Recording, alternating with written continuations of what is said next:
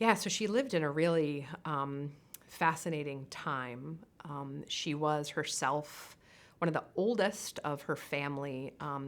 Her father was an alcoholic, and she really had to take responsibility for her siblings. And it kind of, I think she matured quickly because of that. She had very kind of heart-wrenching situations that others write about that I didn't, but where she, sat outside her parents' door because she wanted to go and stop her father from hurting her mother.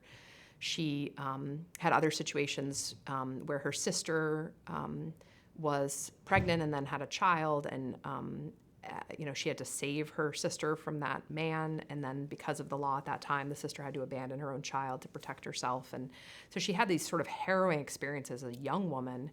She went on to found a school in Newington Green, where she, with her sisters, and her first book was dedicated to the education of your daughters. And it's interesting. She also, in thinking so much about, she's sort of a real teacher at heart, and in thinking about the education of girls, she brought together different, from scripture to Shakespeare to poetry that I've actually just only come across since writing the book, called The Female Reader. And it really draws out her real deep Christian anthropology in a way that really confirmed a lot of my own research on this in a way that I would have been happy to do more so in my book. But real deep faith, Anglican at first in practice. Went on to meet Richard Price, who was at that point a Unitarian minister when Unitarians meant something.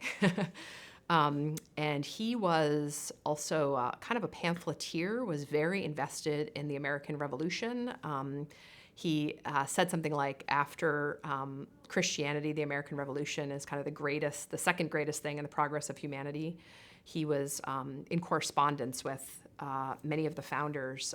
And so he really was one of the chief teachers of Wollstonecraft. He was himself sort of a moral theorist and a preacher, and from all accounts, even by Abigail Adams and John Adams, who were in his congregation when they went to Britain on their diplomatic assignment right after the Revolutionary War. Abigail Adams said he has this incredible charity. So really good man who she sort of came under the tutelage of.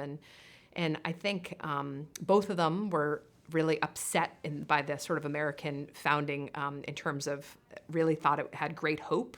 Especially, they really shared a lot of, when you think of the founders and understanding that human virtue is required for liberty, that was very much their thinking too, is basically the small r Republican understanding that virtue is necessary for liberty.